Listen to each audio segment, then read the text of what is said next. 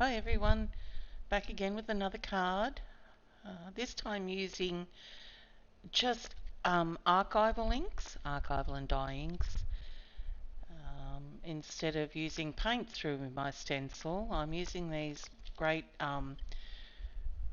blender brushes, for want of a better word. They're so good to use, and I'm using some mint. I think that one's a dye ink from Simon Says Stamp.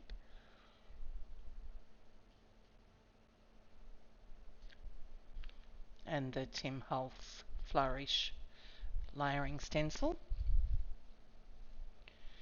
And I'm also using another layering stencil from Tim Holtz. This one's the Wildflower. And now using the Ranger archival inks, and this one's Norwegian Orange.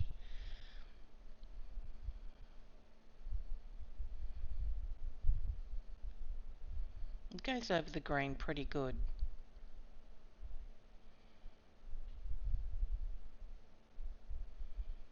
And it's just rough. Like, I'm not trying to get just the, well, I am trying to get the flower petals and miss the stems, but it's near impossible. So this is the leaf green archival ink here, and I'm going over those stems with it and touching on the flowers as well, but that's okay. So this is going to be the background. Well, yeah, just the background. I'll add some elements to it.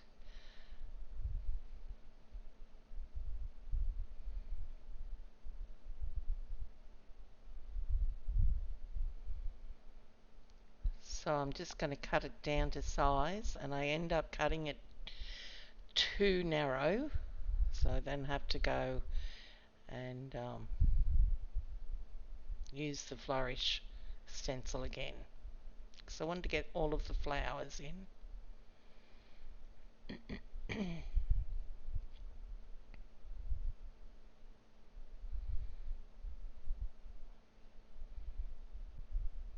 But that's okay because the Flourish is like a non-directional.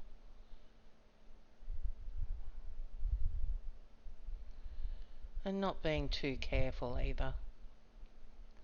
It's only like a background.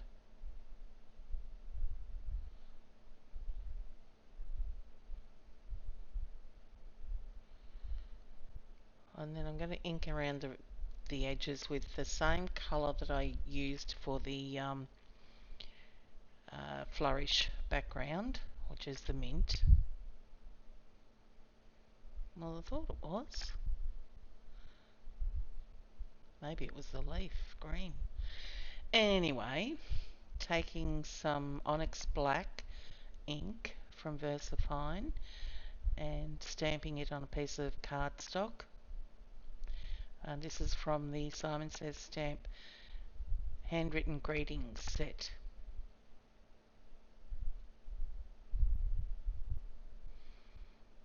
And I ink around the edges of that too.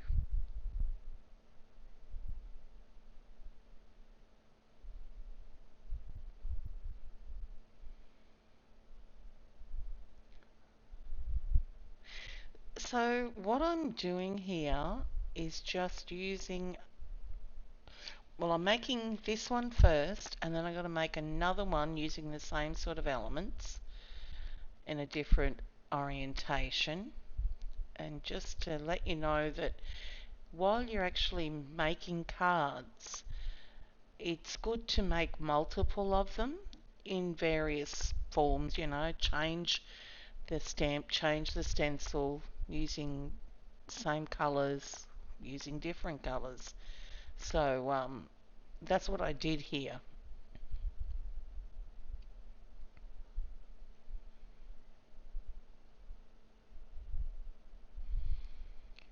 I thought I'd cut this bit out. There's nothing worse than watching someone tape up a piece of cardstock there. Anyway, left it in. Not going back now.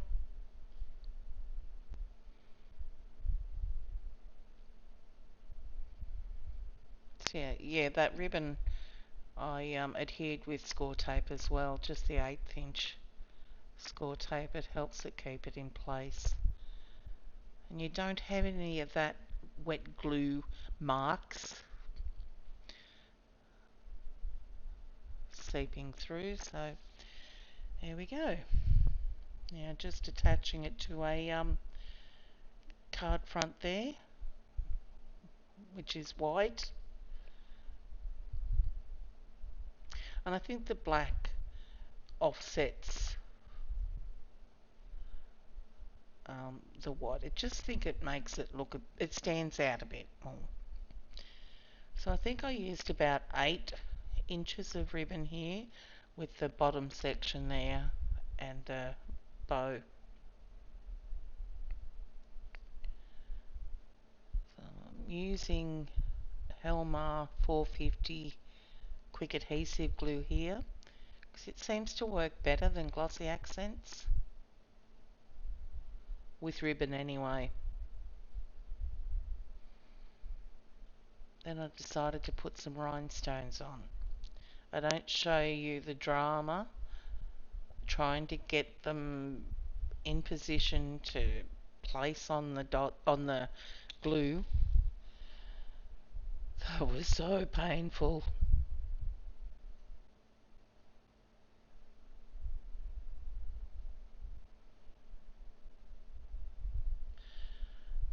Anyway, the card's done, and now I always have an envelope that goes with the cards. So, because when it comes to it, you don't want to have to look for an envelope. So, I've got a stash of them put away. So, I'm just taking some markers here. One was a Stampin' Up, one's, I can't even remember. I'm trying to look at it now, read it. Anyway, onto a Technique Tuesday stamp. So there, card done. Now, we're going to come up with another version.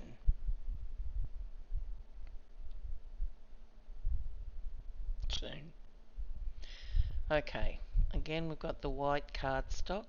I like to put a bit of rolled up tape underneath the card when I'm working on it with stencils, just so it doesn't move. And again, using the Flourish layering stencil and the mint ink. But I'm doing this one in a landscape orientation. And I'm using a different stamp this time, and this is a great stamp set. It's from W+9, Coming Up Roses, and it's a layering stamp set.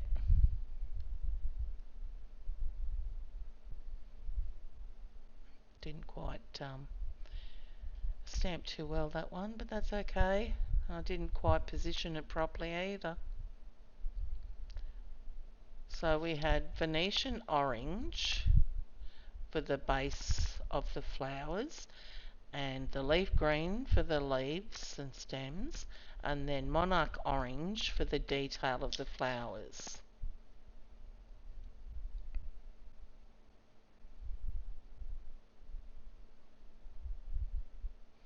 Not too bad.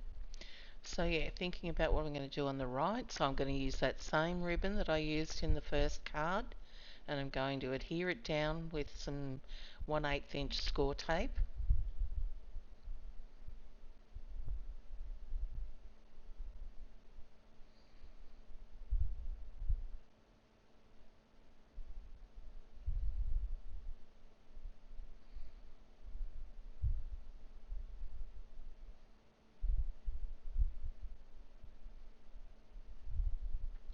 Yeah, I realised I needed something on those flowers, so we'll use the bow this time on the flowers.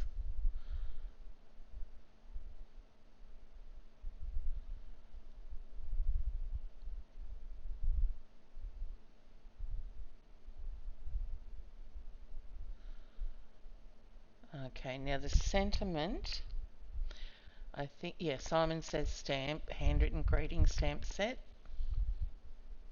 Just stamping that on some white cardstock, and I cut it down to size, and now just cutting the ends there to make it look like a banner.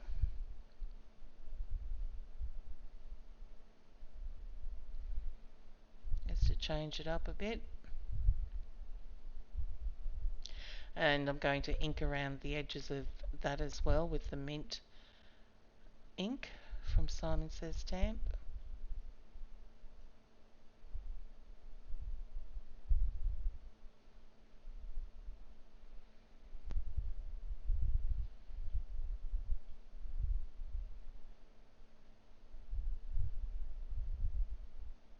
Yep. I was going to put the pop dots on the sentiment, but thought, no, I've got to put the tape on and try and mount it onto the black layer there.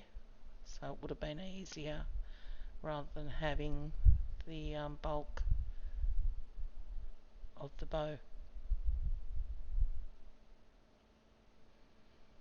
I had all sorts of problems trying to find that, and it was stuck underneath my trimmer.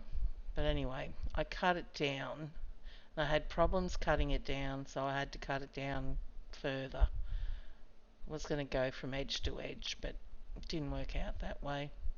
I don't think I re-inked it either.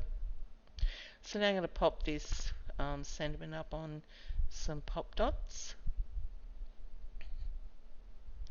And forgot about the ribbon there, so I have to miss that. So I just cut that pop dot in half.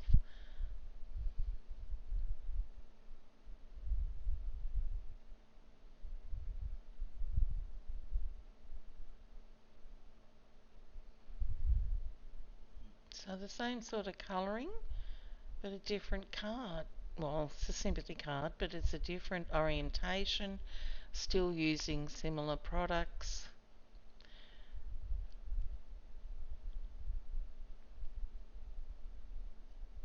And I don't tend to add inside sediments to sympathy cards because I think they're more personal.